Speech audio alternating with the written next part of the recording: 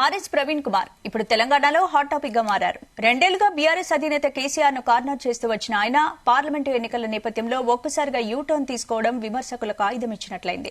దొరల దోపిడీ అంటూ కేసీఆర్ ను బీఆర్ఎస్ పాలనపై తీవ్రంగా విమర్శలు గుప్పించిన ఆర్ఎస్ ప్రవీణ్ కేసీఆర్ తో భేటీ కావడం, ఆ పార్టీతో పొత్తు పెట్టుకోవడం చర్చనీయాంశంగా మారింది.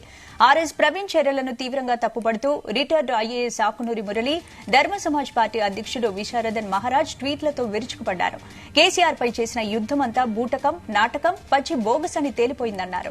చీకటి మిత్రులు వెలుగులోకొచ్చారని సెటైర్ చేశారు. మరోవైపు కేసీఆర్, ఆర్ఎస్ ప్రవీణ్ కుమార్ పొత్తుల ప్రకటనతో బీఎస్పీ పార్టీ రెండుగా చీలిపోయింది.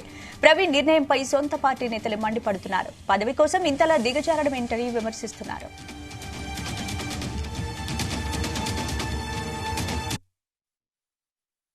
ఈ దొంగలు కేసీఆర్, కేటీఆర్, హరీష్ రావు, కల్వకుంట్ల కవిత వీళ్ళందరూ నా మీద కూడా కేసులు పెట్టిండ్రు.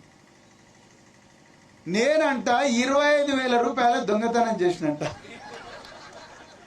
25,000 రూపాయల దొంగతనం చేసినంట. ఒక డ్రైవర్ను